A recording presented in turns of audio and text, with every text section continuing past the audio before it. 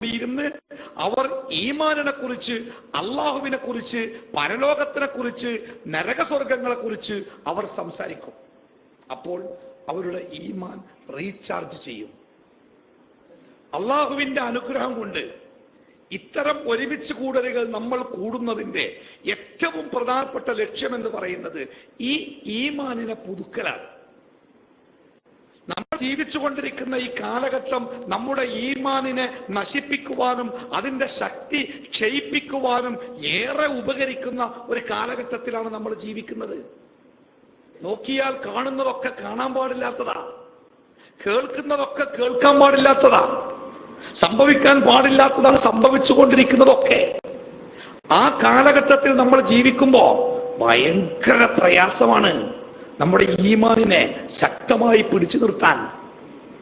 റസൂലുള്ളാഹി സ്വല്ലല്ലാഹു അലൈഹി വസല്ലമ പറഞ്ഞു, ഒരു കാലഘട്ടം വരാനുണ്ട് ഈ ലോകത്ത്.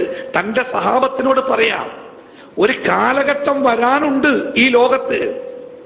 ആ കാലഘട്ടത്തിന്റെ പ്രത്യേകത, അള്ളാഹുവിന്റെ ദീനിനെ മുറുകെ പിടിക്കുന്നവൻ തീക്കട്ടയിൽ പിടിച്ച അവസ്ഥയിലെത്തുന്ന. അള്ളാന്റെ ദീന് പ്രകാരം ഒരാൾ ജീവിക്കാൻ തീരുമാനിച്ചാലേ ഓൻ തീക്കട്ടയിൽ പിടിച്ചോനെ പോലേക്കാരം, ആകെ പ്രത്യേകാരം. മറ്റുള്ളവർ വെറുക്കും, ഒറ്റപ്പെടുത്തും, ഒഴിവാക്കും, വീട്ടുകാരൊഴിവാക്കും, മക്കൾക്ക് ഇഷ്ടമുണ്ടാവൂല, പ്രിയപ്പെട്ടവർ പോലും നമ്മൾ അകറ്റി നിർത്തും, പ്രയാസങ്ങളും ബുദ്ധിമുട്ടുകളും ഉണ്ടാവും. ലോകത്ത് അള്ളാഹുവിന്റെ ദീന് അനുസരിച്ച് ജീവിക്കുന്നവർക്ക് എന്തൊക്കെ പ്രയാസമുള്ള കാര്യങ്ങള് ഒരുപാടുണ്ട്. ഞാന് ഒരിക്കൽ ഗൾഫിലേക്കുള്ള ഒരു യാത്രയില് കരിപ്പൂർ വിമാനത്താവളത്തിലെത്തിയപ്പോ ഒരു വയസ്സായ ഒരു കാക്ക എന്റെ അടുത്ത് വന്നിട്ട് ചോദിച്ചു, നിങ്ങൾ ആദ്യം പോവുകയാണോ ഗൾഫിക്ക്? ഞാൻ പറഞ്ഞില്ല, ഞാൻ ഇടക്കിടക്ക് പോകാറുണ്ട്. എന്നാലേ ഇവരെ 3 ആളെ നിങ്ങൾ കൂടെ കൊണ്ടുപോകണം കേട്ടോ. 3 ചെറുപ്പക്കാര്, ഒരു കാര്യമായ വിവരങ്ങളില്ലാത്ത പകച്ചു നിൽക്കുന്ന 3 ചെറുപ്പക്കാരെ എന്നെ ഏൽപ്പിച്ചിട്ട് പറഞ്ഞു, ഇവരങ്ങള് ജിദ്ദയിലെത്തോളം കൂടെ കൊണ്ടുപോകണം കേട്ടോ. ഞാൻ പറഞ്ഞ ആയിക്കോട്ടെ, കുഴപ്പമൊന്നുമില്ലല്ലോ. ഞാൻ അവരെയും കൊണ്ട് വിമാനത്താവളത്തിലെത്തി, കടലാസുകളൊക്കെ പൂരിപ്പിച്ച് അങ്ങനെ വിമാനത്തിൽ കയറി അവിടെ പോയി ഇറങ്ങി. സൗദി അറേബ്യയില് ജിദ്ദയിലെ വിമാനത്താവളത്തിൽ പോയി ഇറങ്ങി. എല്ലാ കാര്യങ്ങളും ഞാൻ അവർക്ക് പറഞ്ഞു കൊടുത്ത്, അവരൊരു ഗൈഡായിട്ട് ഞാൻ അവരുടെ കൂടെ സാധനമൊക്കെ എടുത്ത് കസ്റ്റംസ് ചെക്കിംഗ് ഒക്കെ കഴിഞ്ഞ് പുറത്തേക്ക് ഇറങ്ങാൻ നേരത്ത് എന്റെ കുപ്പായത്തുമ്മ പിടിച്ചു കണ്ട് ഒരു താഴെയുള്ള ഒരാള് എന്നെങ്ങനെ വലിച്ചുകൊണ്ട്. അപ്പൊ ഈ 3 സാധു ചക്കന്മാരുടെ കൂടെ വന്നു. അപ്പൊ അയാള് അങ്ങോട്ട് പറഞ്ഞയച്ചു, വാതില് തുറന്ന് പുറത്ത് കണ്ടാക്കി. ഒരു 3 ആളും അന്തം വിട്ട് പുറത്ത് നിൽക്കുക, ഇനി എന്താ ചെയ്യേണ്ടി അറിയില്ല. ഇന്നെയാണെങ്കിൽ ഇവര് പിടിച്ചു കൊണ്ടുപോയിക്കിയത്. കൊണ്ടുപോയിട്ട് ഒരു റൂമിന്റെ ഉള്ളിൽ കയറ്റിയിട്ട് ആകെ തപ്പി എന്ന് പറഞ്ഞാല് ഫുള്ള് ഒരു മനുഷ്യനെ എങ്ങനെ പരിശോധിക്കാമോ അങ്ങനെയൊക്കെ പരിശോധിച്ചു. എന്റെ ബാഗേജ്, അതിൽ ചില പുസ്തകങ്ങള് ഒക്കെ പരിശോധിച്ചു. എല്ലാം കഴിഞ്ഞിട്ട് ഒക്കെ പൂട്ടി ശരിയാക്കി തന്നിട്ട് എന്റെ താടിമ അങ്ങനെ പിടിച്ചിട്ട് മൂപ്പര് പറഞ്ഞ്, മുഷ്കില, അന്ന് താടി വലിയ താടി, ഈ താടിയാണ് പ്രശ്നം പറഞ്ഞു. ഈ താടിയോരെ പരിശോധിക്കാതെ വിടാൻ പറ്റൂല. നോക്കി നിങ്ങള്, ഇത് ലണ്ടനിലോ ന്യൂയോർക്കിലോ ആണെങ്കിൽ നമുക്ക് പറയാം ഓർക്ക് താടി പറ്റൂല. സൗദി അറേബ്യയില് അള്ളാന്റെ റസൂലിന്റെ നാട്ടിലാണ് ഇപ്പൊ നമ്മളൊക്കെ അനുഭവം. അപ്പൊ ഒരാള് ഇസ്ലാമിന്റെ നിയമപ്രകാരം ജീവിക്കാൻ ഈ ലോകത്ത് തീരുമാനിച്ചാൽ അവന് കൊടിയ പ്രയാസങ്ങൾ അവനെ തേടി വരുന്ന ഒരു കാലഘട്ടം ഈ പ്രപഞ്ചത്തിൽ ഉണ്ടാകുമെന്ന് 14 നൂറ്റാണ്ട് മുമ്പ് ലോകത്തിന്റെ ഗുരു മുഹമ്മദ് മുസ്തഫ സല്ലല്ലാഹു അലൈഹി വസല്ലമ മുന്നറിയിപ്പ് തന്നിട്ടുണ്ട്. അതുകൊണ്ട് അത്ഭുതപ്പെടണ്ട. പക്ഷേ ആ മുന്നറിയിപ്പിന്റെ കൂടെ പ്രവാചകന്റെ ഒരു സന്തോഷ വാർത്ത കൂടി നമുക്കുണ്ട്. ആ കാലഘട്ടത്തിൽ ഇസ്ലാമിനെ മുറുകെ പിടിച്ച് ജീവിക്കുന്നവൻ ആരോ അവർക്ക് 50 ആളുകളുടെ പ്രതിഫലമുണ്ട് എന്നാ പറഞ്ഞേ. അന്ന് ഇസ്ലാമിനെ മുറുകെ പിടിച്ച് ജീവിക്കുന്ന ഒരാൾക്ക് അയാളുടെ പ്രയാസം കാരണത്താൽ 50 ആളുകളുടെ പ്രതിഫലം അയാൾക്ക് ഒറ്റക്ക് കിട്ടും. 50 ആള് മുസ്ലിമായ കിട്ടുന്ന പ്രതിഫലം ഈ ഒരു മനുഷ്യന് ഒറ്റക്ക് കിട്ടുന്നു. അപ്പൊ സഹാബികൾക്കൊരു സംശയം, ഈ 50 ആള് എന്നതുകൊണ്ട് ആരെയാണ് നബിയെ ഉദ്ദേശിച്ചത്? 50 സാധാരണക്കാരാണോ? നബി സല്ലല്ലാഹു അലൈഹി വസല്ലമ ആ സഹാബത്ത് ഇരിക്കുന്ന സദസ്സിലേക്ക് വിരൽ ചൂണ്ടിക്കൊണ്ട് പ്രവാചകൻ പറഞ്ഞു, 50 മിൻകും, നിങ്ങളിൽപ്പെട്ട 50 ആളുകളുടെ കൂലി. അബൂബക്കറും ഉമറും ഉസ്മാനും അലിയും ആ പ്രഗത്ഭരായ സഹാബത്ത് ഇരിക്കുന്ന ആ സദസ്സിലേക്ക് ചൂണ്ടിയിട്ട അള്ളാന്റെ റസൂല് പറഞ്ഞത്, നിങ്ങളുടെ കൂട്ടത്തിൽപ്പെട്ട 50 ആളെ കൂലി കിട്ടും അയാൾക്ക്. ആ കാലഘട്ടത്തിൽ ഇസ്ലാമിനെ മുറുകെ പിടിച്ച് ജീവിക്കുന്ന ആൾക്ക്. പ്രിയപ്പെട്ട സഹോദര, പ്രയാസം തന്നെയാണ് മുസ്ലിമായിട്ടാണ് ജീവിക്കാന്. എല്ലായിടത്തും ഇങ്ങനെ കൊക്കയും കുളത്തും ഇങ്ങനെ ഉണ്ടാവും, പ്രയാസങ്ങളും ബുദ്ധിമുട്ടും ഇങ്ങനെ ഉണ്ടാവും. വീട്ടിൽ വരെ മക്കൾ വരെ മുഖത്തേക്ക് ഇളിച്ചേറ്റ് ചോദിക്കും, എന്താ പാപ്പങ്ങൾ ഇങ്ങനെ. അപ്പോ വിഷമിക്കണ്ട, ദുഃഖിക്കണ്ട, സങ്കടപ്പെടണ്ട. അതിന് അള്ളാഹു നമുക്ക് അർഹമായ പ്രതിഫലം നൽകുന്നുണ്ട് എന്ന സമാധാനം നമ്മുടെ മനസ്സിലുണ്ടായിക്കോട്ടെ. ഈ കാലഘട്ടത്തില് പതറാതെ, നമ്മുടെ വിശ്വാസത്തിന് ചാഞ്ചല്യം ഉണ്ടാവാതെ നമുക്ക് ജീവിക്കാൻ ഏറെ പ്രയാസകരമായ ഈ കാലഘട്ടത്തില് നമ്മുടെ ഈമാൻ തളർന്നു പോകാതെ, നമ്മുടെ ഈമാൻ തകർന്നു പോകാതെ ആ ഈമാനിനെ ശക്തമായി നിലനിർത്താൻ നമുക്ക് സാധിക്കേണ്ടതുണ്ട്. അതിന് വളരെ പ്രധാനപ്പെട്ട ചില കാര്യങ്ങൾ നമ്മൾ മനസ്സിലാക്കുകയും അത് നമ്മുടെ ജീവിതത്തിന്റെ ഭാഗമാക്കുകയും ചെയ്യേണ്ടതുണ്ട്. ഒന്ന്, നമ്മൾ ഓരോരുത്തരും അഷ്ഹദു അല്ലാ ഇലാഹ ഇല്ലല്ലാഹ് വ അഷ്ഹദു അന്ന മുഹമ്മദർ റസൂലുള്ളാഹ് എന്ന ഷഹാദത്ത് കലിമ നമ്മൾ അംഗീകരിക്കുമ്പോൾ അള്ളാഹുവുമായി നമ്മൾ ഒരു കരാറ് ചെയ്യുന്നുണ്ട്, അള്ളാഹുവുമായി നമ്മൾ ഒരു കച്ചവടം ചെയ്യുന്നുണ്ട്. അങ്ങനെ റബ്ബുമായുള്ള ആ കച്ചവടം ചെയ്ത് ആ കച്ചവടം പൂർത്തിയാക്കിയവരാണ് നമ്മൾ എന്ന് നമ്മൾ ഓരോരുത്തരും തിരിച്ചറിയണം. എന്താണ് ആ കച്ചവടം? അല്ലാഹു തആല വിശുദ്ധ ഖുർആനിൽ പറഞ്ഞു, സത്യവിശ്വാസികളിൽ നിന്ന് അവരുടെ ശരീരവും അവരുടെ സമ്പത്തും അല്ലാഹു തആല വാങ്ങിയിരിക്കുന്നു. അല്ലാഹു ഇഷ്തറ മിനൽ മുഅ്മിനീന അംവാലഹും വ അൻഫുസഹും. അവരുടെ സമ്പത്തും ശരീരവും അല്ലാഹു തആല വാങ്ങിയിരിക്കുന്നു. നമ്മളെ സമ്പത്തും നമ്മുടെ ശരീരവും അല്ലാഹു വിലക്ക് വാങ്ങി. എന്താ വില? ഒരു മാറ്റക്കച്ചവടം. ഇനി എന്തുമായിട്ടാണ് മാറ്റക്കച്ചവടം? ബി അന്ന ലഹുമുൽ ജന്ന, ബി അന്ന ലഹുമുൽ ജന്ന. അവർക്ക് സ്വർഗം കൊടുക്കാം. നമ്മുടെ ഈ നൈമിഷികമായ ശരീരം, ആർക്കും വേണ്ടാത്ത ഈ ശരീരം, ഹൃദയത്തിന്റെ മിടിപ്പ് നിലച്ചാൽ 24 മണിക്കൂർ കഴിഞ്ഞാൽ മൂക്ക് പിടിക്കാതെ സ്വന്തം മക്കള് പോലും നമ്മുടെ അടുത്ത് വന്നു നിൽക്കാത്ത അത്രയും പെട്ടെന്ന് നശിച്ചു പോകുന്ന ഈ ശരീരത്തിനെ അള്ളാഹുവിന് നമ്മൾ വിറ്റു.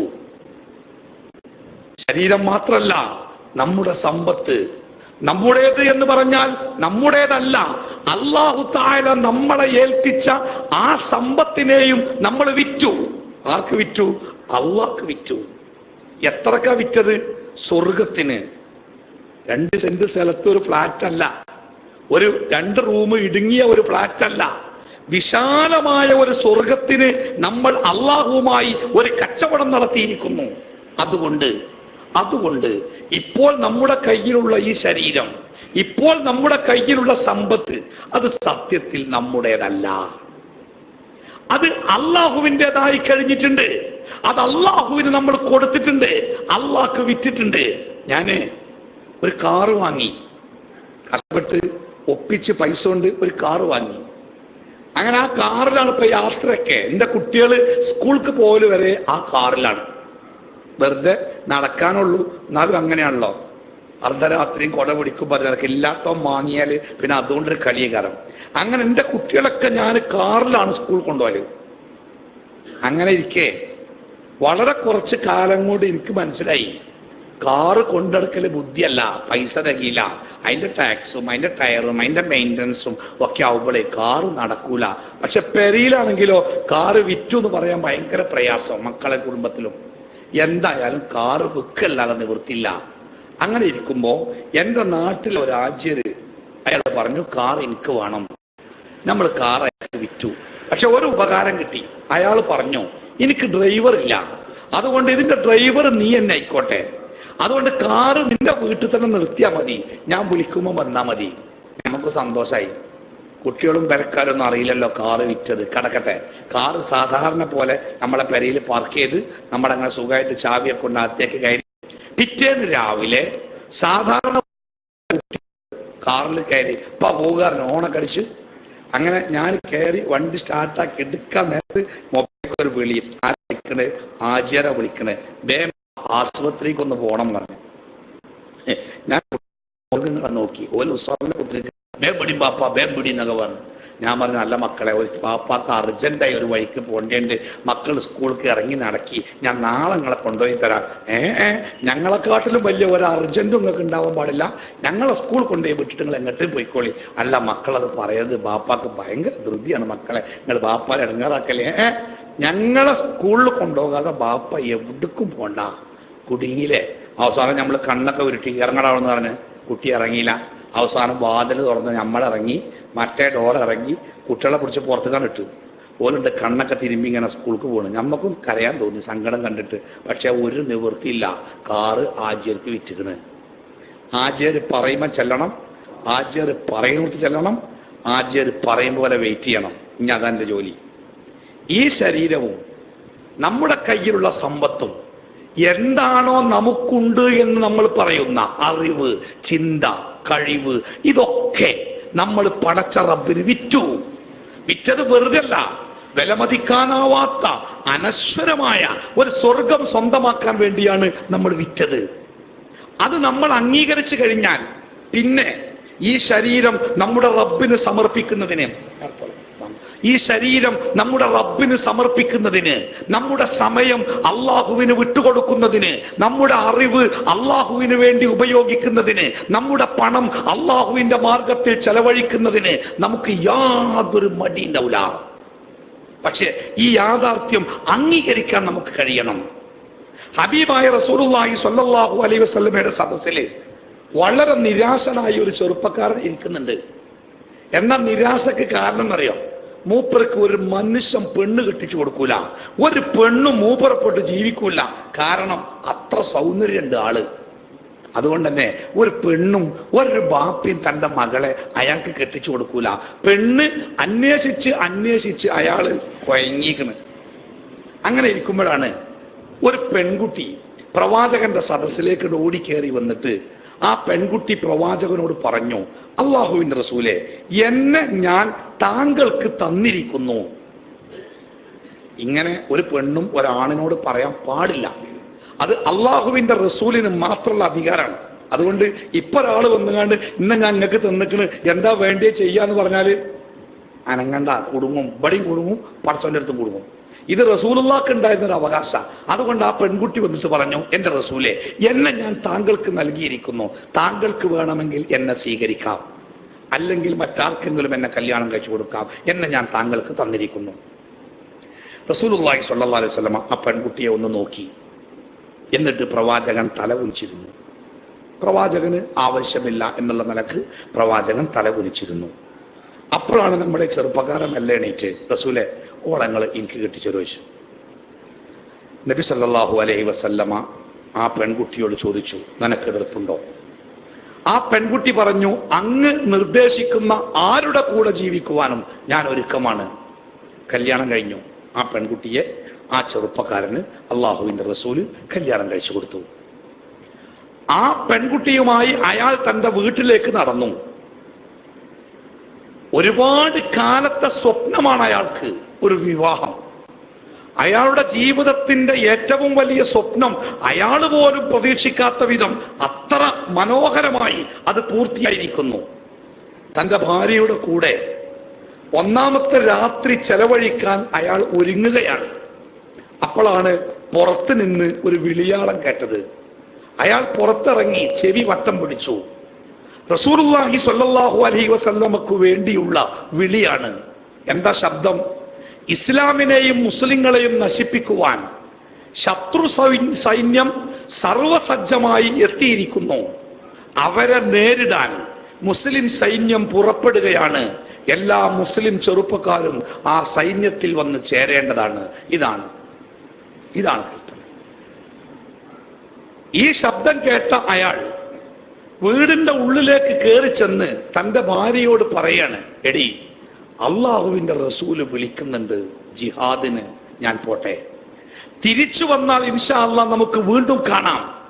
ഇല്ലെങ്കിൽ നാളെ സ്വർഗത്തിൽ ഒരുമിക്കാൻ നീ പ്രാർത്ഥിക്കണം. അയാൾ പോയി. നബി സല്ലല്ലാഹു അലൈഹി വസല്ലമ കണ്ടാൽ തന്നെ യുദ്ധത്തിലേക്ക് പറഞ്ഞയക്കൂലെന്ന് അയാൾക്കൊരു പേടിയുണ്ട്. കാരണം ഇന്ന് രാവിലെ നിക്കാഹ് കഴിഞ്ഞ് പറഞ്ഞയച്ചതാ. അവനെ യുദ്ധത്തിലേക്ക് പറഞ്ഞയക്കാൻ റസൂലുള്ള തടഞ്ഞാലോ? അതുകൊണ്ട് അയാൾ പ്രവാചകൻ കാണാതെ പിന്നിൽ കൂടി യുദ്ധത്തിലേക്ക് പ്രവേശിച്ചു. യുദ്ധം കഴിഞ്ഞു, മുസ്ലിങ്ങൾ ജയിച്ചു. യുദ്ധത്തിൽ പരിക്കേറ്റവരെയും മരിച്ചവരെയും റസൂലുള്ളാഹി സ്വല്ലല്ലാഹു അലൈഹി വസല്ലമയും സഹാബത്തും യുദ്ധക്കളത്തിലൂടെ നടന്ന് പരിശോധിച്ചു കൊണ്ടിരിക്കുക. കമിഴ്ന്ന് കിടക്കുന്ന ഒരു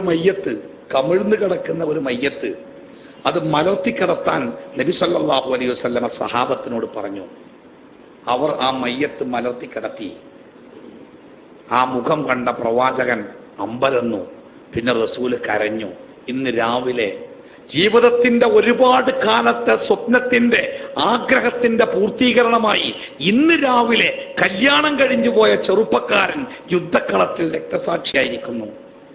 അയാളുടെ മയ്യത്തുമായിട്ട് സഹാബത്ത് പോകുമ്പോഴേ നബി സല്ലല്ലാഹു അലൈഹി വസല്ലമ പറഞ്ഞു, നിങ്ങൾക്കെങ്ങാനും മലക്കുകളെ കാണുവാൻ കഴിവുണ്ടായിരുന്നു എങ്കിൽ മലക്കുകളുടെ തിരക്ക് കാരണം ആ മയ്യത്തിന്റെ കൂടെ പോകുന്നവർക്ക് നിലത്ത് കാല് കുത്താൻ കഴിയുമായിരുന്നില്ല. അത്രയും മലക്കുകൾ ആ മയ്യത്തിന്റെ കൂടെ ഉണ്ടായിരുന്നു. എന്തേ ആ ചെറുപ്പക്കാരന് പ്രചോദനമായത്?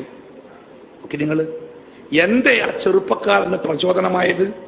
അയാൾ താൻ പറഞ്ഞ വാക്ക് പാലിച്ചു. എന്റെ ശരീരം അല്ലാഹുവേ നിനക്ക് ഞാൻ വിറ്റിരിക്കുന്നു, നിനക്ക് ആവശ്യമുള്ളപ്പോൾ വിളിക്കാം, ഞാൻ വരും, ഞാൻ തരും എന്ന തിരിച്ചറിവ് ആ സഹോദരൻ, ആ സ്വഹാബി തന്റെ ജീവിതത്തിലൂടെ തെളിയിച്ചു. പ്രിയപ്പെട്ട സഹോദര, സത്യത്തിൽ ഈ ഭൂമിയിൽ ജീവിക്കുന്ന ഒരു മുസൽമാന്റെ ജീവിതം അങ്ങനെയാണ്.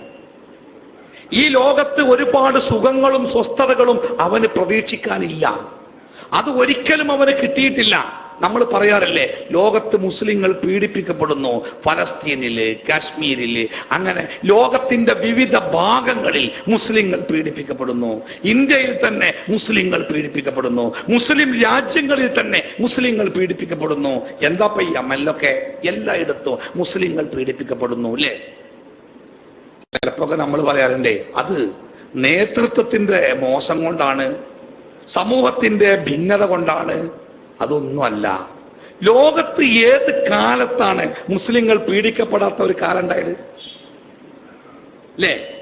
നരേന്ദ്രമോദി ഭരിക്കുന്ന സമയത്ത് ഗുജറാത്തില് ഗർഭിണിയായ സ്ത്രീയെ തൃശൂലം കൊണ്ട് അവരുടെ വയറ് കുത്തിക്കീറി അവരുടെ വളർന്നു വരുന്ന ചോര കുഞ്ഞിനെ തൃശൂലത്തിൽ കുത്തിയെടുത്ത് കത്തുന്ന തീയിൽ കാട്ടി വേവിച്ചെടുത്ത മതഭ്രാന്തന്മാരെ കുറിച്ച് നമ്മൾ പത്രങ്ങളിൽ ഞെട്ടലോടുകൂടി വായിച്ചു. ആദ്യമല്ല, നിങ്ങൾ കേട്ടില്ലേ? അമ്മാറിനെയും യാസറിനെയും സുമയ്യയെയും പരസ്പരം കാണത്തക്ക വിധം ഈത്തപ്പന മരങ്ങളിൽ കെട്ടിയിട്ട് അവർ ഉപദ്രവിച്ചു. ബാപ്പയും ഉമ്മയും മകനുമാണ്. മകനും ബാപ്പയും കണ്ടു നിൽക്കെ സുമയ്യ റളിയല്ലാഹു അൻഹുവിന്റെ ശരീരത്തിലെ വസ്ത്രങ്ങൾ അവർ വലിച്ചു കീറി. പിന്നെ തീയിലിട്ട് പഴുപ്പിച്ച ഇരുമ്പിന്റെ ദണ്ടുകൾ അവരുടെ ശരീരത്തിലൂടെ ക്രൂരമായി ശരീരത്തിന്റെ ഉള്ളിലേക്ക് മറുവശത്തേക്ക് അവർ അടിച്ചു കയറ്റി. അല്ലേ? ആ ഈത്തപ്പന മരത്തിൽ കിടന്ന് തന്റെ പ്രിയപ്പെട്ട ഉമ്മ പെടഞ്ഞു മരിക്കുന്നത് കണ്ടിട്ട് സഹിക്കാൻ കഴിയാതെ അമ്മാറിന്റെ ബോധം നഷ്ടപ്പെട്ടു, യാസിറിന്റെ ബോധം നഷ്ടപ്പെട്ടു. അല്ലേ? അങ്ങനെ എത്ര സംഭവങ്ങൾ ചരിത്രത്തിൽ വായിക്കാൻ കഴിയും നമുക്ക്. ഏത് കാലത്താണ് ലോകത്ത് മുസ്ലിങ്ങൾ പീഡിപ്പിക്കപ്പെടാത്ത ഒരവസ്ഥ ഉണ്ടായത്? മഹാനായ റസൂലുള്ളാഹി സ്വല്ലല്ലാഹു അലൈഹി വസല്ലമ കഅബാലയത്തിന്റെ അടുത്ത് നിസ്കരിച്ചു കൊണ്ടിരിക്കുമ്പോ ശത്രുക്കൾ മുൻകൂട്ടി പ്ലാൻ ചെയ്തതുപോലെ ചത്ത് കിടക്കുന്ന ഒരു ഒട്ടകത്തിന്റെ കൊടൽമാല വലിച്ചു കൊണ്ടുവന്ന് പ്രവാചകന്റെ തലയിലേക്കിട്ടത് മദ്രസ പാഠപുസ്തകങ്ങളിൽ നമ്മൾ വായിച്ചിട്ടുണ്ട്. വായിക്കുമ്പോ അതിന്റെ ഗൗരവം നമ്മൾ മറക്കും. ഒരു പോത്തിന്റെ കൊടൽമാലകള് പൊതുയത്തെ കറക്കുമ്പോഴേ നമ്മൾ ഏറ്റിക്കൊണ്ടുപോയിണ്ടല്ലോ, എത്രയാ അതിന്റെ കനം? അതിന്റെ 4 ഇരട്ടി ഉണ്ടാവും ഒരു ഒട്ടകത്തിന്റെ കൊടൽമാല. അതിന്റെ ബോട്ടി എല്ലാം പാടെ കൂട്ടിയാലേ 4 ഇരട്ടി ഉണ്ടാവും. അതന്നെ 3 ദിവസം മുമ്പ് ചത്തത്. അതിങ്ങോട്ട് ചത്ത് വീർത്തിട്ട് എത്ര ആയിട്ടുണ്ടാവും നിങ്ങള്? അത് അങ്ങനെ അങ്ങോട്ട് ഏറ്റിക്കൊടുന്നുകാണ്ട് സുജൂദിൽ കിടക്കുന്ന പ്രവാചകന്റെ തലികനിട്ടുക. എന്തേക്കാറാ തരണ്ട അവസ്ഥ? ശരീരം ഇങ്ങനെ പെടയാന്നല്ലാതെ തല അതിന്റെ ഉള്ളിൽ നിന്ന് ഊരിയെടുക്കാൻ റസൂലുള്ളാഹിക്ക് കഴിയോ? ചത്ത ഒട്ടകത്തിന്റെ ഭാരമുള്ള കൊടൽമാലയും അതിന്റെ ദുർഗന്ധവും അതിന്റെ ഉള്ളിൽ കിടന്ന് റസൂലുള്ളാഹിന്റെ ശരീരം മാത്രം പെടയാണ്, തല അനക്കാൻ കഴിയുന്നില്ല. ഇത് കണ്ട് ചുറ്റുഭാഗത്തുള്ള ആളുകൾ ആഹ്ലാദം കൊണ്ട് തങ്ങളുടെ ദൈവങ്ങളെ കുറ്റം പറഞ്ഞതിന് മുഹമ്മദിന് കിട്ടിയ ശിക്ഷയാണ്, ഞങ്ങളുടെ ദൈവങ്ങളും കാണട്ടെ എന്ന് വിചാരിച്ച് അവര് ആഘോഷിക്കണ്. ഒരാളില്ല രക്ഷപ്പെടുത്താൻ. അപ്പോഴാണ് ഹറമിന്റെ അപ്പുറത്തെ കുന്നിൻ മുകളിലുള്ള റസൂലുള്ളാഹിന്റെ ചെറിയ വീട്ടുമുറ്റത്ത് കൂടി നടന്നുപോയ ഒരാള് ആ വീട്ടിലേക്ക് വിളിച്ചു പറഞ്ഞു, ദാ മുഹമ്മദിനെ വല്ലാതെ ദ്രോഹിക്കുന്നുണ്ട് അവിടെ ഇട്ടിട്ട്. ആരാണ് ആ വീട്ടിൽ നിന്ന് ഇറങ്ങി വരാനുള്ളത്? നിങ്ങള് ഒരു കിളുന്ത് പെൺകുട്ടി ഫാത്തിമ റളിയല്ലാഹു അൻഹ ഇറങ്ങി ഓടി. ഹറമിന്റെ അടുത്ത് മതില് പോലെ വട്ടം ചുറ്റി നിൽക്കുന്ന ജനക്കൂട്ടത്തിനെ വകഞ്ഞു മാറ്റി അതിന്റെ ഉള്ളിലേക്ക് ഓടിച്ചെന്ന മകൾ തന്റെ പിതാവിന്റെ ശരീരത്തിന്റെ അടുത്ത് ഇരുന്ന് കരഞ്ഞുകൊണ്ട് ഓരോ കൊടലുകളും മാലകളും പതുക്കെ പതുക്കെ വലിച്ച് പുറത്തേക്കിട്ട് പിതാവിന്റെ തല മോചിപ്പിച്ച് ആ പ്രവാചകന്റെ കയ്യും പിടിച്ച് മകള് നടന്നു വീട്ടിലേക്ക്. അല്ലേ? എന്തേ പോൽ ചെയ്ത കുറ്റം? ഇത് ലോകത്ത് ആവർത്തനങ്ങളാണ്. ഒരിക്കലും അതിന് ലോകത്ത് കുറവുണ്ടായിട്ടില്ല. ഫിർഔന്റെ ഭാര്യ ലോകത്ത് ക്ഷമയുടെ സഹനത്തിന്റെ പ്രതീകമായി, സത്യവിശ്വാസികൾക്ക് മാതൃകയായി അല്ലാഹു തആല പഠിപ്പിച്ച ഇംറഅത്തു ഫിർഔൻ, ഫിർഔന്റെ ഭാര്യ. മുസ്ലിമായതിന്റെ പേരിൽ അവളെ ഉപദ്രവിക്കുവാൻ വേണ്ടി രാജാവ് പ്രത്യേകം പട്ടാളക്കാരെ നിശ്ചയിച്ചിരുന്ന രാവിലെ വൈകുന്നേരം തന്റെ ഭാര്യയെ ഉപദ്രവിച്ച് ആ മതത്തിൽ നിന്ന് ഇങ്ങോട്ട് മാറ്റാൻ. എന്നിട്ടോ എന്ത് സംഭവിച്ച്? ആ രാജകൊട്ടാരത്തിന്റെ ഉള്ളിൽ കിടന്ന് ആ സഹോദരി പ്രാർത്ഥിക്കുകയാണ്, റബ്ബി ബിനിലി ഇൻദക ബൈതം ഫിൽ ജന്ന. അല്ലാഹുവേ, പീഡനങ്ങളും കഷ്ടപ്പാടുകളും ഞാൻ സഹിച്ചോളാം, ദുരിതങ്ങളും ദുരന്തങ്ങളും ഞാൻ അനുഭവിച്ചോളാം, പരാതില്ല. പക്ഷേ അതിനൊക്കെ പകരായിട്ട് റബ്ബി ബിനിലി ബൈതൻ ഇൻദക ഫിൽ ജന്ന, അല്ലാഹുവേ നിന്റെ അടുത്ത് നിന്നെ കണ്ടുകൊണ്ടിരിക്കത്തക്ക വിധം സ്വർഗത്തിൽ നീ എനിക്കൊരു വീട് നിർമ്മിച്ചു തരണം റബ്ബേ, എനിക്ക് അത് മതി, അതിന് പകരമായി ഈ ലോകത്ത് ഞാൻ എന്തും സഹിച്ചോളാം. അല്ലേ ഈമാൻ? ഇതാണ് ഈമാൻ. അള്ളാഹുവുമായി നമ്മൾ ഏർപ്പെട്ട കരാറ് ഈ വിഷയത്തിലാണ്. അള്ളാഹുവേ, ആ സ്വർഗം എനിക്ക് തരാൻ വേണ്ടി അതിന് പകരമായി എന്റേത് എന്ന് പറഞ്ഞ് എന്റെ കയ്യിലുള്ള എന്തും നാഥാ ഞാൻ നിനക്ക് തരാം. അത് കൊടുക്കാൻ നമ്മൾ തയ്യാറാകുന്നുണ്ടോ? ഇല്ലേ?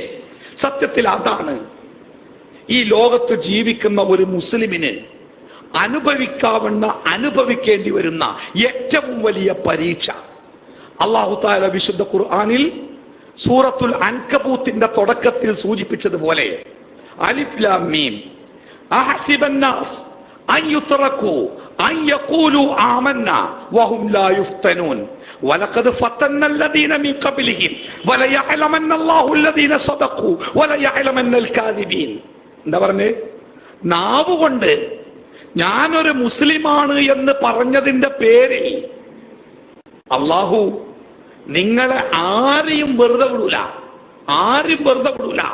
ഞാനൊരു മുസ്ലിമാണ്, എന്റെ ജീവിതത്തിനെ ഞാൻ അള്ളാഹുവിന് സമർപ്പിച്ചിരിക്കുന്നു, കീഴ്പ്പെടുത്തിയിരിക്കുന്നു എന്ന് നാവുകൊണ്ട് പറഞ്ഞതിന്റെ പേരിൽ, വെറും വാക്കിന്റെ പേരിൽ അള്ളാഹു നിങ്ങളെ ആരും വെറുതെ വിടൂല.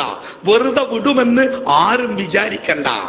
വലഖദ് ഫതന്നല്ലദീന മിൻ ഖബ്ലിഹിം, നിങ്ങൾക്ക് മുമ്പുണ്ടായിരുന്ന ആളുകളെ മുഴുവനും അല്ലാഹു തആല പരിശോധിച്ചിട്ടുണ്ട്. റബ്ബ് പരിശോധിക്കാതെ ഒരാളും കയറി പോന്നിട്ടില്ല. വലഖദ് ഫതന്നല്ലാഹു മിൻ ഖബ്ൽ യഅലമുല്ലദീന സദഖൂ വലയഅലമന്നൽ കാദിബീൻ. അല്ലാഹുവിന് അറിയണം ആരാണ് സത്യം പറഞ്ഞത്, ആരാണ് കളവ് പറഞ്ഞത്. അത് അല്ലാഹുക്ക് അറിയണം. എന്താണ് ഇവിടുത്തെ സത്യവും കളവും?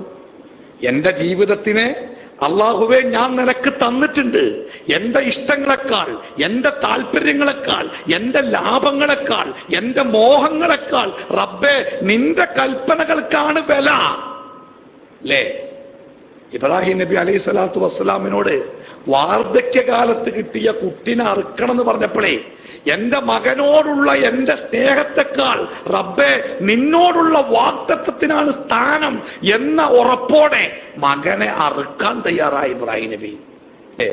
വേണ്ടാത്ത അള്ളാഹു വിരോധിച്ച ഒരു കച്ചവടം ചെയ്യുമ്പോ നമുക്ക് ലാഭമുണ്ട്, പക്ഷേ അള്ളാഹു വിരോധിച്ചതാണ്, ആ ലാഭം എനിക്ക് വേണ്ട എന്ന് പറയാൻ നമുക്ക് സാധിക്കുന്നുണ്ടോ? അവിടെയാണ് നമ്മുടെ ഈമാൻ പരീക്ഷിക്കപ്പെടുന്നത്. എൻ്റെ ഒരു സുഹൃത്ത് ഞങ്ങളുടെ കൂടെ ഒരു പ്രൈവറ്റ് സ്ഥാപനത്തിൽ അധ്യാപകനായിരുന്നു. നല്ല വിവരമുള്ള ആളാ. PSC പരീക്ഷ എഴുതി പിന്നെ അതിന് ക്ലാസ് എടുക്കാൻ തുടങ്ങിയ ആളാ. അത്ര കാണാതെ പഠിച്ച് എല്ലാ ചോദ്യം. അങ്ങനെ അദ്ദേഹത്തിന് ജോലി കിട്ടി PSCയിൽ. രജിസ്ട്രേഷൻ വകുപ്പില ഭൂമിന്റെ ഒക്കെ രജിസ്ട്രേഷനുമായി ബന്ധപ്പെട്ട ആ രജിസ്ട്രാറുടെ ഓഫീസിലാണ് ജോലി കിട്ടിയത്. ഞങ്ങൾ അദ്ദേഹത്തിന് യാത്രയപ്പൊക്കെ കൊടുത്ത് പോയി. ഒരാഴ്ച കഴിഞ്ഞപ്പോൾ മൂപ്പരിങ്ങനെ ഒരു വർക്കിംഗ് ഡേയിൽ ഞങ്ങളെ പഴയ സ്ഥാപനത്തേക്ക് തിരിച്ചു വരുന്നത്, അല്ല നിന്റെ പോസ്റ്റ് അവിടെ ഉണ്ടോ എന്ന്. അപ്പൊ അല്ല മനസ്സാ, ഞങ്ങളെ PSC കിട്ടിപ്പോയത്, അത് ഞാൻ ഒഴിവാക്കിയിരുന്നു. നമുക്ക് പെട്ടെന്ന് വിശ്വസിക്കാൻ കഴിഞ്ഞില്ല. ഒഴിവാക്കിയേ, നിങ്ങൾക്ക് എന്താ ഭ്രാന്ത? അല്ല, ഞാനത് ഒഴിവാക്കി. ഇവിടെ എന്റെ പഴയ ജോലി ഉണ്ടോ? ജോലി ഉണ്ട്, പക്ഷെ നിങ്ങൾ ജോലി എന്താ നിങ്ങൾ ഒഴിവാക്കിയേ? അത് പിന്നെ പറയാം. എന്നിട്ട് പിന്നെ മൂപ്പര് പിന്നെ പറഞ്ഞു. എന്താ പറഞ്ഞാൽ നിങ്ങള്, മൂപ്പർക്ക് ജോലി കിട്ടിയത് രജിസ്ട്രാർഡ് ഓഫീസിൽ. ആദ്യത്തെ ദിവസം ജോലി കഴിഞ്ഞപ്പോഴേ പ്യൂണ് ഒരു ചോന്ന കവറ് മൂപ്പർക്ക് കൊടുത്തോലോ പൈസ. അതിങ്ങനെ എണ്ണിയൊക്കെയപ്പോ ഒരു 10-250 ഉറുപ്പ്യ ഉണ്ട് പറഞ്ഞു. അപ്പൊ ഇയാള് ചോദിച്ചോളൂ ഇത് എന്താണ്? അപ്പൊ പ്യൂണൊന്ന് ചിരിച്ചോലോ. അപ്പൊ മൂപ്പർക്ക് ഈ പോവാൻ നേരത്ത് വൈകുന്നേരം ആയതുകൊണ്ട് കൂടുതൽ വിശദീകരണം കിട്ടിയില്ല. ആ കവർ അവിടെ തന്നെ വെച്ചു. പിറ്റേ ദിവസം പ്യൂണ് വൈകുന്നേരം ഒരു കവർ കൊടുത്തതിൽ കുറച്ചും കൂടി പൈസ ഉണ്ട്. അപ്പൊ ഇയാൾ ചോദിച്ചത് എന്താണെന്ന്. അപ്പോഴും പ്യൂണ് ചിരിച്ചോലോ. ഇയാൾ ആ കവറും അവിടെ തന്നെ വെച്ച്. മൂന്നാമത്തെ ദിവസം ഈ കവർ ഇട്ട് വന്നപ്പോ ഇയാൾ പ്യൂണിനോട് പറഞ്ഞു, ഇതെന്താന്ന് പറയാതെ എനിക്ക് തരാൻ പാടില്ല. അപ്പൊ പ്യൂണ് പറഞ്ഞത്ര ഇത് ഇവിടുത്തെ ഒരു മാമൂലാണ്. രജിസ്ട്രേഷൻ നടക്കുമ്പോൾ ഒരുപാട് പൈസ അങ്ങോട്ടും ഇങ്ങോട്ടും കൊടുക്കൽ വാങ്ങൽ സ്വാഭാവികമാണ്. അത് വൈകുന്നേരം വരെ കിട്ടിയ പൈസ മുഴുവനും എണ്ണീട്ട് അത് ഉദ്യോഗസ്ഥന്മാരുടെ പോസ്റ്റിനനുസരിച്ച് അവർക്കുള്ള വിഹിതം നിശ്ചയിച്ച് ഓരോ ദിവസം കൊടുക്കല. ചില ദിവസം കുറെ ഉണ്ടാവും, ചില ദിവസം കുറച്ചുണ്ടാവും. അപ്പൊ ഇയാൾ ചോദിച്ചു, ഇതിന് കൈക്കൂലി എന്നല്ല പറയാ? അപ്പൊ പ്യൂണ് പറഞ്ഞു, അങ്ങനെ വേണമെങ്കിലും പറയാറുണ്ട്, അത് എനിക്ക് വേണ്ടാറിഞ്ഞ് അവിടെ വെച്ചയാള്. നാലാമത്തെ ദിവസം ഈ പ്യൂണ് സ്നേഹത്തോടു കൂടി ഇയാളോട് പറഞ്ഞു, ഒന്നുകിൽ നിങ്ങളിത് വാങ്ങണം, അല്ലെങ്കിൽ നിങ്ങൾ ഈ പണി ഒഴിവാക്കണം. കാരണം നിങ്ങൾക്കെതിരെ മറ്റുള്ളവര് സംഘടിക്കുന്നുണ്ട്, നിങ്ങളെ ഒരു കൊടുക്കും, നല്ല കുടുക്കിൽ കൊടുക്കും, മാനം പോകും, ധനനഷ്ടം ഉണ്ടാവും, മാനനഷ്ടം ഉണ്ടാവും. അതുകൊണ്ട് ഒന്നുകിൽ ഈ സാധനം വാങ്ങുക, അല്ലെങ്കിൽ പിന്നെ ഈ പരിപാടി നിങ്ങൾ ഒഴിവാക്കി പഴയ കയറി വന്നു. ഇപ്പൊ അയാൾ വർക്ക് ചെയ്യണത് അള്ളാന്റെ സഹായത്താൽ. ഇപ്പൊ അയാൾ ജോലി ചെയ്യുന്നത് PSCയുടെ ഇൻവിജിലേറ്റർ ആയിട്ടാണ്. PSC പരീക്ഷ നടക്കുമ്പോഴും അവിടേക്ക് കയറി വന്ന് പരിശോധന നടത്തുന്ന വിജിലൻസിന്റെ വകുപ്പിൽ അയാൾ മാന്യമായ ശമ്പളത്തിൽ ജോലി ചെയ്യാം. അള്ളാഹുവിന്റെ ഒരു വചനം നമ്മുടെ മനസ്സിലേക്ക് വന്നുപോയി, ഇൻ യത്തഖില്ലാഹ യജ്അൽ ലഹു മഖ്റജാ. നിങ്ങൾ അള്ളാഹുവിനെ സൂക്ഷിച്ച് ജീവിക്കാൻ തയ്യാറായാൽ യജ്അൽ ലഹു മഖ്റജാ, അള്ളാഹു നിങ്ങൾക്ക് മാർഗങ്ങൾ ഉണ്ടാക്കി തരും. നമുക്ക് തോന്നുവേ അങ്ങനെ ഇപ്പൊ ഇസ്ലാമൊക്കെ പറഞ്ഞതുപോലെ നമ്മൾ ജീവിക്കാൻ നിന്നാല് സംഗതി നടക്കൂല. അതായത് ഒരു ഇസ്ലാമിലൊരു നിയമമുണ്ടേ, എന്താ നിങ്ങള് നമ്മുടെ ഉടമസ്ഥതയിൽ അല്ലാത്ത ഒരു സാധനം വിൽക്കാൻ പാടില്ല എന്നാ. എങ്ങനെ?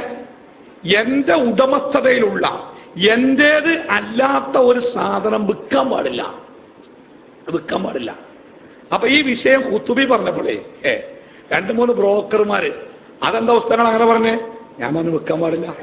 അപ്പൊ ഓര് പറഞ്ഞു, ഞങ്ങൾ എന്നാല് ഇപ്പൊ മൂപ്പര ഭൂമി വിൽക്കാണെങ്കിൽ അത് ഞാന് ഒരു അഡ്വാൻസ് കൊടുത്തുകാണ്ട് ഇന്റതാക്കും, എന്നിട്ട് ഞാനേ വിൽക്കും, പിന്നെ മറിച്ചു വിൽക്കും. സാധനം മൂപ്പരതേക്കാരം, പക്ഷെ വിറ്റതൊക്കെ വേറെ ആൾക്കാരേക്കാരം.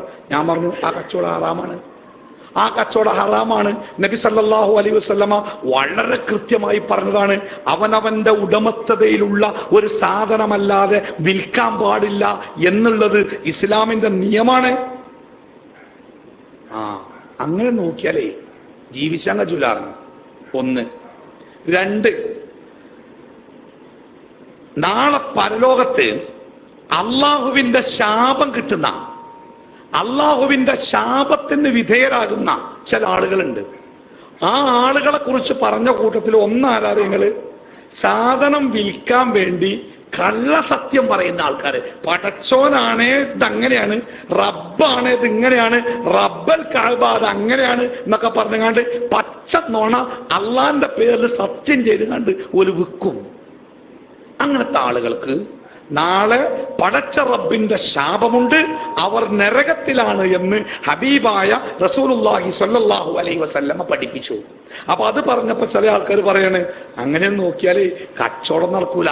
കച്ചവടം നടക്കണമെങ്കിൽ സത്യം ചെയ്യേണ്ടി വരും, കളവ് പറയേണ്ടി വരും, അല്ലെങ്കിൽ കച്ചവടം നടക്കൂല അല്ലേ? അങ്ങനെയാണോ? ഇസ്ലാമിന്റെ ഒരു നിയമം ഏതെങ്കിലും ഒരു കാലഘട്ടത്തിൽ ജീവിക്കുന്ന ആളുകൾക്ക് അത് പ്രായോഗികമല്ല എന്ന് ആരെങ്കിലും പറഞ്ഞാൽ അയാൾ ഇസ്ലാമിൽ നിന്ന് മുർത്തദ്ദായി പുറത്തുപോയി എന്നാണ് പണ്ഡിതന്മാർ പഠിപ്പിച്ചത്. എങ്ങനെ? ഇസ്ലാമിന്റെ ഏതെങ്കിലും ഒരു നിയമം അത് കാലഘട്ടത്തിൽ ജീവിക്കുന്ന ഒരു സമൂഹത്തിന് അനുയോജ്യമല്ല, അത് പറ്റൂല, അത് തിരുത്തണമെന്ന് ആരെങ്കിലും പറഞ്ഞാൽ അവൻ ഇസ്ലാമിൽ നിന്ന് പുറത്തുപോയി എന്നാണ് ഇസ്ലാം നൽകുന്ന പാഠം.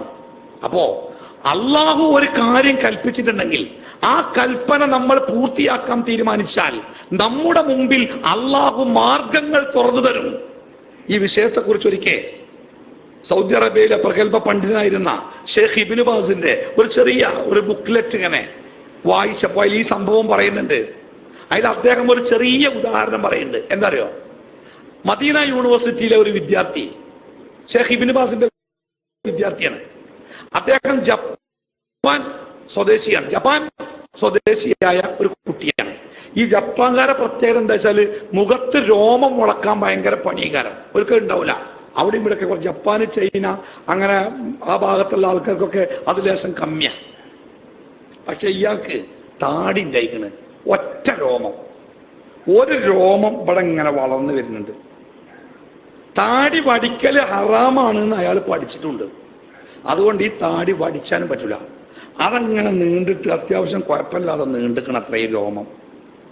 കാണുന്നവരൊക്കെ മൂപ്പരെ കളിയാക്കുക, ഒറ്റ രോമേ, ഒരു രോമങ്ങൾ നീണ്ടിടുന്ന ആരും കളിയാക്കൂലേ? ഇയാൾക്ക് ഇയാളെ നാട്ടിൽ പോകുമ്പോ തന്റെ സുഹൃത്തുക്കളുടെയും വീട്ടുകാരുടെയും വളരെ വലിയ പരിഹാസത്തിന് വിധേയമാകാറുണ്ട് ഇയാള്. എന്നാലും ആ സാധു ഇത് വടിച്ചില്ല കേട്ടോ, അത് ഹറാമാണ് എന്ന വിശ്വാസം കൊണ്ട് നിലനിർത്തി. അവസാനം പരിഹാസവും അവഗണനയും അസഹ്യമായപ്പോ അയാള് ഷെയ്ഖിന്റെ അടുത്ത് വന്ന് ഒരു പരിഹാരം ചോദിച്ചു. ഉസ്താദേ, എന്തതിന് പരിഹാരം? ഷെയ്ഖ് ഇബ്നു ബാസ് റഹ്മഹുല്ലാ അദ്ദേഹത്തിന് പറഞ്ഞു കൊടുത്തു, ഇൻ തത്തഖില്ലാഹ യജഅൽ ലഹു മഖ്റജാ. നിങ്ങൾ അല്ലാഹുവിനെ സൂക്ഷിച്ച് തഖ്വയോടുകൂടി ജീവിക്കുകയാണ് അള്ളാഹു നിങ്ങൾക്ക് ഒരു മാർഗം കാണിച്ചു തരും. അതുകൊണ്ട് ധൈര്യമായി സമാധാനത്തോടെ പോയിക്കോളൂ. പിറ്റേ ദിവസം എന്റെ മൂപ്പര് ചിരിച്ചുകൊണ്ട് ഇങ്ങനെ വരുന്ന പറഞ്ഞു. ആരീ വിദ്യാർത്ഥി? അപ്പൊ എന്താ വെച്ചാല് രാവിലെ നീച്ചുകാണ്ട് താടി ഇങ്ങനെ തടവി നോക്കുമ്പോ താടി കാണാല്ല, തെരഞ്ഞു നോക്കുമ്പോണ്ട് തലക്കിണിമേ പറഞ്ഞിക്കണ്. മൂപ്പരും കൂടി അറിയാതെ സാധനം മൂപ്പരുടെ കുറ്റക്കാരനായതുമില്ല, എന്നാല് സമൂഹത്തിന്റെ പരിഹാസത്തിൽ നിന്ന് അയാൾ രക്ഷപ്പെടുകയും ചെയ്തു. ഈ സംഭവം ഉദ്ധരിച്ചുകൊണ്ട് ഷെയ്ഖ് ഇബ്നു ബാസ് റഹ്മഹുല്ലാ ഒരു ചെറിയ ഉദാഹരണമായി ഈ കഥ നമുക്ക് പറഞ്ഞു തന്നു. അതായത് അള്ളാഹു നമ്മളോട് ഒരു കാര്യം പറഞ്ഞിട്ട് ആ കാര്യം ചെയ്തതിന്റെ പേരിൽ ഈ ദുന്യാവില് നമ്മൾ കുടുങ്ങും എന്ന ഒരു പേടി ഒരാൾക്കും വേണ്ട. അള്ളാഹുവിനെ നിങ്ങൾ സൂക്ഷിച്ച് ജീവിക്കുന്നുവെങ്കിൽ അള്ളാഹു നിങ്ങൾക്ക് മാർഗം കാണിച്ചു തരുമെന്ന് മാത്രമല്ല, പക്ഷികൾക്ക് അന്നം നൽകുന്നത് പോലെ നിങ്ങൾ പ്രതീക്ഷിക്കാത്ത രൂപത്തിൽ പ്രതീക്ഷിക്കാത്ത വഴിക്ക് അള്ളാഹു നിങ്ങൾക്ക് ഉപജീവനം നൽകും എന്ന് പറയാനും ഇസ്ലാം മറന്നിട്ടില്ല. അതുകൊണ്ട് പ്രിയപ്പെട്ട സഹോദരന്മാരെ, ജീവിതത്തിൽ ഏത് സമയത്തും നമ്മൾ ശ്രദ്ധിക്കുക, എൻ്റെ റബ്ബ് എന്നോട് കൽപ്പിച്ച കാര്യങ്ങൾ എൻ്റെ ജീവിതത്തിൽ പകർത്തുക എന്നത് ഒരിക്കലും എനിക്ക് ദോഷം വരുത്തുകയില്ല, അതെനിക്ക് ഖൈറേ ഉണ്ടാക്കി തരികയുള്ളൂ. എൻ്റെ റബ്ബിന്റെ ഏതെങ്കിലും നിയമം പാലിച്ചതിന്റെ പേരിൽ ദുന്യാവിൽ എനിക്ക് ഒരു കോട്ടവും വരൂല, എനിക്കൊരു നഷ്ടവും വരൂല എന്ന തിരിച്ചറിവ് നമ്മുടെ വിശ്വാസത്തിന്റെ അടിസ്ഥാന ഭാഗമായി നമ്മുടെ കൂടെ ഉണ്ടാവണം. ഏത് കാര്യത്തിലും, എവിടെയാണ്, ഏത് വിഷയത്തിലാണ് അല്ലാഹു തആല നമ്മളെ കഷ്ടപ്പെടുത്തിയിട്ടുള്ളത്? എന്ത് കാര്യത്തിലാണ് അല്ലാഹു നമ്മളിങ്ങനെ ഭൂമി കടന്ന് എടങ്ങേറായി എരിപിരി കൊള്ളുന്നത് കണ്ട് ആകാശത്ത് നിന്ന് സന്തോഷിക്കുന്ന ദുഷ്ടനായ അല്ലെങ്കിൽ ക്രൂര മനസ്സുള്ള ഒരു റബ്ബാണോ നമ്മുടെ റബ്ബ്? അല്ലല്ലോ. അവൻ അർഹമുർ-റാഹിമീനാണ്. കരുണ കാണിക്കുന്നവരുടെ കൂട്ടത്തിൽ ഏറ്റവും കരുണ കാണിക്കുന്നവനല്ലേ നമ്മുടെ റബ്ബ്? ആ റബ്ബ് നമ്മൾ വേദനിക്കണമെന്നോ നമ്മൾ കഷ്ടപ്പെടണമെന്നോ റബ്ബ് എപ്പോഴെങ്കിലും കൽപ്പിച്ചോ? നിങ്ങൾ കണ്ടിട്ടില്ലേ ചില മതങ്ങളിൽ, തമിഴ്നാട്ടിലൊക്കെ ചില ക്ഷേത്രങ്ങളിൽ ഗരുഡൻ തൂക്കം എന്ന ഒരു പരിപാടി ഉണ്ട്. എന്താണ്? ക്രെയിന് പോലത്തെ ഒരു സാധനത്തിന്റെ കുളത്ത് ശരീരത്തിന്റെ പുറത്ത് പച്ച മാംസത്തിൽ കണ്ട് കൊളത്തിട്ടേ ഇങ്ങനെ പറന്നിങ്ങനെ നിൽക്കുക, അന്തരീക്ഷത്തില് ചോര ഇങ്ങനെ ഒലിക്കും. അത് ഓല ദൈവത്തിനെ പ്രസാദിപ്പിക്കുകയാണ്. ഗുരുവായൂരിൽ ശബരിമലയിലേക്ക് പോകുന്ന സഹോദരന്മാരെ നിങ്ങൾ കണ്ടില്ലേ? ഇരുമുടിക്കെട്ട് തലയിൽ വെച്ചിട്ട് ചെരുപ്പിടാതെ റോഡ് കൂടെ 100 കണക്കിന് കിലോമീറ്റർ നടന്ന് കാല് പൊട്ടി അവർ ക്ഷീണിച്ച് ശബരിമലയിൽ ഗുരുവായൂരിലെത്തുക. എന്ത് ശബരിമലയില്? എന്തിനാ? പുണ്യം കിട്ടാൻ. കുരിശുമല കയറുന്ന ക്രൈസ്തവ സഹോദരന്മാർ കണ്ടില്ല ഞങ്ങള്? ഭാരമുള്ള മരക്കുരിശ് ചുമലിൽ പേറി ദുർഘടമായ മല കയറി അവർ ദൈവത്തിന്റെ പ്രതിഫലം ആഗ്രഹിക്കുന്നു. ഇസ്ലാമില് അങ്ങനെ ഒരു ഏർപ്പാടുണ്ടോ? ശരീരത്തിനെ വേദനിപ്പിച്ചോ പീഡിപ്പിച്ചോ അള്ളാഹുവിന്റെ പ്രതിഫലം നേടാൻ ഇസ്ലാം എവിടെയെങ്കിലും ഒരു മുസ്ലിമിനെ അനുവദിച്ചോ? നബി സല്ലല്ലാഹു അലൈഹി വസല്ലമ ഒരിക്കൽ നടന്നു പോകുമ്പോണ്ട് ഒരു ജനക്കൂട്ടം നോക്കിയപ്പോണ്ട് ഒരാളിങ്ങനെ വെയിലത്ത് നിൽക്കണേ. ഒന്നും കൂടി നോക്കിയപ്പോഴാണ് മൂപ്പര് ഒറ്റക്കാലുമല നിൽക്കണേ, ഒരു കാലുമ നിൽക്കുക വെയിലത്തെ. അപ്പൊ നബി സല്ലല്ലാഹു അലൈഹി വസല്ലമ ആളുകളോട് ചോദിച്ചു, എന്താപ്പത്? അപ്പൊ ആൾക്കാർ പറഞ്ഞു, മൂപ്പര് ഒരു നേർച്ച നേർന്നിക്കാണ്. എന്താ നേർച്ച? ഒറ്റക്കാലുമ നിന്ന് വെയിലത്ത് നിന്ന് ഒരു നോമ്പ് നോൽക്കുന്നു. നമ്മളപ്പത്തെ കാലത്തൊക്കെ ആണെങ്കിൽ മൂപ്പര ഔലിയാവും, കറാമത്തേക്കാരെ ഒറ്റക്കാലം വന്ന് വെയിലത്ത് നോൽപ്പ് ഒറ്റക്കല്ലേ. നബി സല്ലല്ലാഹു അലൈഹി വസല്ലം എന്താ പറഞ്ഞറിയങ്ങള്? അയാളോട് തണലിലേക്ക് മാറി നിൽക്കാൻ പറയേ, എന്നിട്ട് ആ കാല് നിലത്ത് കുത്താൻ പറയേ, എന്നിട്ട് ക്ഷീണല്ലെങ്കിൽ പ്രയാസല്ലെങ്കിൽ അയാളോട് ഇന്നത്തെ നോമ്പ് മുഴുവനാക്കാൻ പറയേ. അല്ലാതെ ഈ കഷ്ടപ്പെട്ട് നോൽപോൽക്കല് പുണ്യല്ല. ഒരിക്കൽ ഒരു ജനക്കൂട്ടത്തിന്റെ മധ്യത്തിൽ ഒരാൾ വീണ് കിടക്കുക, ആൾക്കാർ അയാൾക്ക് തന്നെ വീശി കൊടുക്കുക. നബി ചോദിച്ചു, എന്തേ? ആൾക്കാർ പറഞ്ഞു, മൂപ്പര് ബോധം കെട്ട് വീണതാണ്. നബി പറഞ്ഞു, വെള്ളം കൊടുക്കി. അപ്പൊ പറഞ്ഞു, മൂപ്പര് നോമ്പ് മറ്റൊക്കെയാണ്, വെള്ളം കുടിക്കൂല. നബി പറഞ്ഞു, അയാളോട് വെള്ളം കുടിക്കാൻ പറയേ. ആ ജാതി നോമ്പ് പടച്ചോന് വേണ്ട. അപ്പം കൊടുക്കണേ.